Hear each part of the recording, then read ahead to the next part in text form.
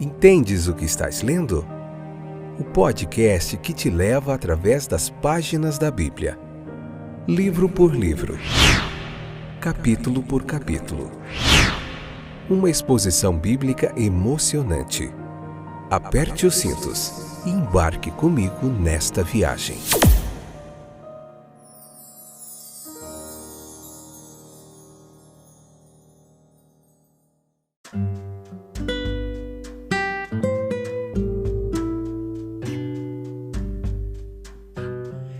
Olá, eu sou o Fábio, estou de volta. Esse é mais um episódio do podcast Entendes o que estás lendo? Vocês estão animados para nós passarmos os momentos mais preciosos do nosso dia?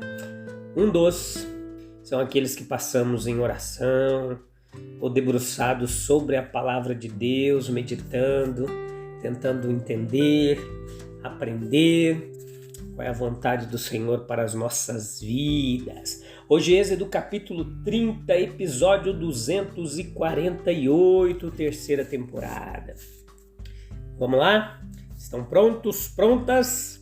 Então fica aí até o finalzinho. Hoje vamos falar um pouquinho sobre o altar, toda essa simbologia aqui no Antigo Testamento. Tem gente que despreza o Antigo Testamento. Não podemos desprezar, meus queridos. Aqui tem muita coisa legal, muita lição interessante. E sempre a chave hermenêutica nossa chave de interpretação bíblica é Cristo. Não se esqueça disso, anota no caderninho aí.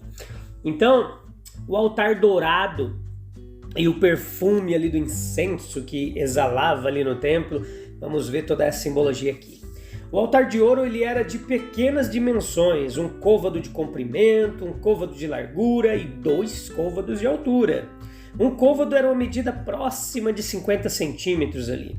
E era um verdadeiro altar, como mostra sua forma quadrada ali, né?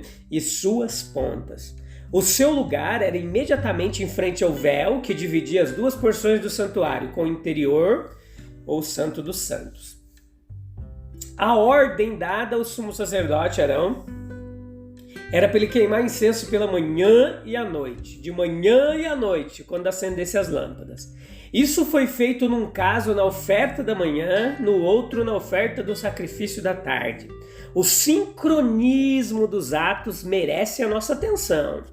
Uma vez por ano, os chifres ali, ou as pontas do altar, deveriam ser untados com o sangue da oferta pelo pecado. São dadas instruções minuciosas de como deveria ser fabricado o incenso. Você pode ler lá no capítulo 30 e ver dos versículos 34 ao 38. Era para ser salgado, puro e santo. Tinha sal nele. Versículo 35.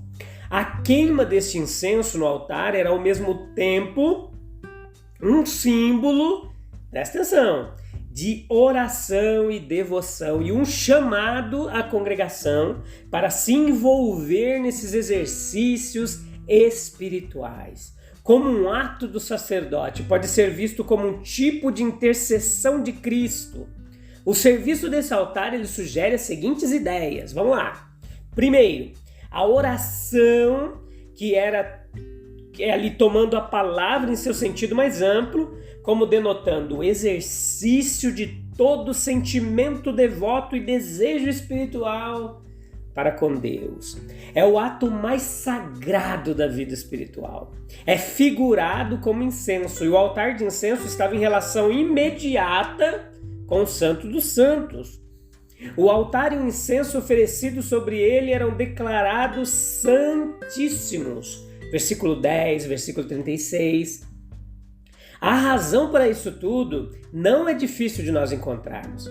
A própria essência da vida devocional, ela se expressa na oração. Seu amor, seu temor, sua gratidão, suas aspirações e seus inexprimíveis anseios pela presença de Deus, seus suspiros de santidade, sua própria contrição e tristeza pelos seus pecados, tudo acende a Jeová neste ato supremo da natureza.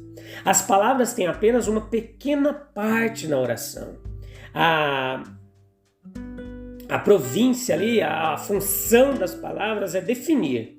Por isso a alma, na intensidade de suas aspirações, em sua busca pelo infinito, muitas vezes sente a necessidade de fugir das palavras, de deixá-las para lá. A oração torna-se o fardo de um suspiro, o cair de uma lágrima, talvez um ato puramente interior de uma mente voltada realizando a união com Jeová, ou seus desejos incontroláveis que podem se expressar em gemidos inexprimíveis. E são precisamente essas partes indizíveis de nossas orações que são as mais doces para Deus. O símbolo apropriado deles é o incenso, porque ele subindo não estava confinado do incensário do sacerdote ou do altar de ouro, mas subia para cima. A oração é um ato de sacrifício. Na oração, diz Martensen, é o ato mais profundo de consciência, obediência. É realizado interiormente, pois a oração ela é apenas na medida em que se apodera e se apropria de Deus, como também é um sacrifício, e nós só podemos receber Deus em nós quando nós também nos entregamos a Ele. Aquele que não oferece sacrifício em sua oração, que não sacrifica sua vontade própria, não ora realmente. A conexão com o sacrifício ali do holocausto, as brasas para o altar de incenso, elas foram trazidas do altar do holocausto. Isso ensina que o adorador ele precisa se reconciliar antes que ele possa oferecer os sacrifícios de sua devoção de uma maneira que possa ser aceitável na presença de Deus. Mas há uma outra conexão aqui com tudo isso, decorrente do significado do holocausto como símbolo da dedicação. A oferenda ali de incenso, ela não era apenas uma espiritualização, uma transfiguração do holocausto, mas também uma conclusão dele. A conexão ela pode ser declarada assim. A entrega da vida a Deus, simbolizada no holocausto contínuo, transformando-se na prática nos 3 seguintes modos de autoentrega. Presta atenção aí comigo e você pode anotar. Primeiro, uma atividade prática santa, cujo fruto, boas obras, estava representada ali no pão da proposição. Era também um testemunho público de Deus pela manifestação da verdade e pela santidade do andar, representado pelo candelabro. Também era uma devoção, a alma está saindo para unir-se em atos apropriados com o grande centro do ser e devotar seu próprio ser íntimo a ele. Veja que tudo isso é simbolizado pela queima do incenso. Esse é o ato culminante ali de autodevoção e de adoração no santuário, elevando-se a sua consumação. Veja a conexão também com a luz. Ali o incenso ele deveria ser queimado novamente, juntamente com o acendimento das lâmpadas. Quanto mais brilhante a luz, mais pura é a devoção. Veja que no cristianismo nenhum apoio é dado à máxima de que a devoção está ligada à ignorância. Não, Cristo e seus apóstolos, eles atribuem uma maior importância à posse do conhecimento correto e ao crescimento nele. O crescimento no conhecimento é a condição de santificação, é a fecundidade espiritual, a ampliação da natureza, de ser preenchido com toda a plenitude de Deus. A oração é um dever diário, um incenso perpétuo diante do Senhor. Você tem orado? Então comece a orar ou retome sua vida de oração. Em 1 Tessalonicenses 5,17 diz: orai sem cessar, sem parar. A oração, a devoção, ela deve ser o elemento em que vivemos. E a oração com ações de graças, com agradecimento, com gratidão, deve santificar tudo aquilo que nós fazemos. Veja que o pagamento para o tabernáculo, ele referia-se à plena admissão de Israel ao privilégio teocrático ali, de estar debaixo do governo de Deus. A nação como um todo, ela havia sido admitida na aliança, Então deveria ser feito um registro formal de pelo menos a parte crescida da comunidade. E assim foram emitidas instruções para a realização de um censo, que também tinha em vista ali uma organização militar que fosse mais completa da nação do que até então existia. Então veja que você encontra tudo isso lendo aí o capítulo e ouvindo a nossa explicação aqui, você vai entender. Os homens das tribos de 20 anos para cima, eles passaram a ser obrigados a passar diante de Jeová e deviam ser regularmente contados, inscritos como membros da comunidade. Esse ato, porém, que envolvia uma aproximação ali a Jeová, era da parte do indivíduo uma entrada nos plenos direitos de sua cidadania. Exigia um novo reconhecimento do princípio da expiação sobre qual o pacto foi construído. Então daí vem a ordenança de que cada indivíduo dos que foram contados deveria fazer uma oferta de meio ciclo de prata, como um resgate ou expiação pela sua alma. Essa unidade de peso ou medida era usada no Antigo Egito ou na Judéia, e que era usada ali, valia entre 6 a 12 gramas ali essa quantidade. Então, a prata obtida ela ia para o santuário, para o serviço do tabernáculo. Devemos observar e prestar atenção em algumas coisas aqui, meus queridos. O dinheiro era dinheiro de expiação. Foi pago em resgate por toda a vida. Se buscarmos o princípio pelo qual o resgate ele procede, em rigor, a expiação só poderia ser feita pelo sangue. E aqui, como em outros casos, o sacrifício animal ele foi trocado por um pagamento em dinheiro. Veja que o dinheiro, em virtude daquilo pelo qual é trocado, ele é admitido como expiação. O propósito ao qual a prata deveria ser aplicada exigia que o resgate tomasse essa forma. Na nova aliança não é necessário mais você pagar nada disso. Jesus já pagou tudo, tá? Só para a gente poder entender. Então todos deveriam ser tributados da mesma forma. O rico não daria mais, nem o pobre menos, versículo 15.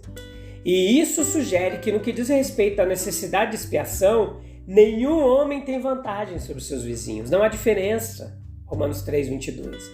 Isso insinua também a igualdade essencial dos homens diante de Deus.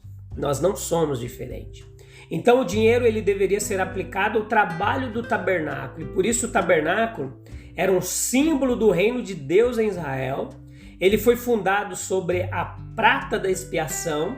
E isso certamente foi um testemunho profundo do fato de que somente com base na expiação poderia haver comunhão entre o céu e a terra. Veja que o dinheiro do tributo ele fazia parte disso, ele tinha uma participação e um interesse nisso. A honra foi grande, mas não menos a responsabilidade. Veja no capítulo 30, do versículo 11 ao 16 em diante, a numeração de Israel e o seu resgate ali, a numeração das pessoas, que era um emblema do julgamento. Essas eram reivindicações de Deus que foram trazidas para eles. A indignidade ela foi contrastada com o lugar atribuído a eles como povo de Deus, que havia visitado com sua luz e salvação. Quando nos lembramos, queridos, que nós somos do Senhor e a luz dessa justa reivindicação é derramada sobre a nossa vida, é para vergonha e confusão nossa. Mas a vida ela será finalmente lida através dessa luz. É uma expiação que nos protege, um resgate pela vida para que não haja praga entre eles quando os contares. A ira de Deus não ferirá se isso for providenciado. Veja que deve ser dado do próprio naquele dia do julgamento. Cristo também veio para nos beneficiar e a sua expiação, o seu sacrifício, é o pagamento que afasta a ira de Deus sobre as nossas vidas por sermos seres pecaminosos. Então veja que é exigido de todos, deve ser Cristo em nós. Nenhum é inocente. O mesmo é exigido de cada um. Todos estão igualmente perdidos sob a ira de Deus.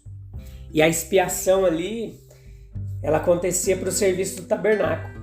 E a vida transformada do povo de Deus através da habitação de Cristo é para o serviço de Deus agora e a manifestação de sua glória no futuro. Veja mais ali no texto que havia uma pia de bronze, versículos 17 ao 22, que deveria ser feito de bronze, deveria ser colocada perto da porta do tabernáculo, entre ele e o altar, era para ser usado por Arão e seus filhos para fins de purificação. E aqui também nós vemos um novo símbolo da pureza exigida naqueles que servem a Deus, a Jeová, diante dele. O cristão, ele contrai contaminações diárias em seu pensar, agir, falar, andar, para os quais também é necessário uma purificação diária. Sim. Havia também, no versículos 22 ao 34, o óleo ali da unção. Ele era precioso, perfumado, sagrado. Era para ser aplicado não apenas a Arão e seus filhos, mas ao tabernáculo e a todos os seus utensílios. O óleo, ele é o símbolo do Espírito Santo por toda a Bíblia.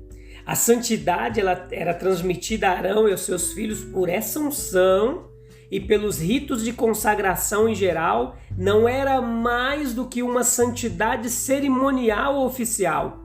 No entanto, os titulares ali do ofício, eles foram, em virtude de sua consagração, colocados sob obrigações de santidade pessoal também. Havia um caráter privado do ato em si, que pode não servir para anular seus atos oficiais.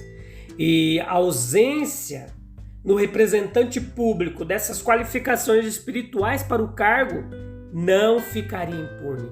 A iniquidade no sacerdote, ela seria certamente visitada. É muito interessante, né? Todos esses atos sacerdotais, todos esses utensílios do templo, como em cada detalhe aponta para Cristo, né? Então, o altar, a luz, o óleo, que aponta para o Espírito Santo, a purificação ali. É muito interessante. A gente se encontra no próximo capítulo. Vamos continuar passo a passo, pouco a pouco, parte a parte, destrinchando aqui, versículo por versículo, capítulo por capítulo de todos os livros da Bíblia. Vamos lá? Conto com a sua paciência e a sua audiência. Por enquanto, deixo o meu abraço. A gente se vê em breve. Tchau, tchau. Deus abençoe.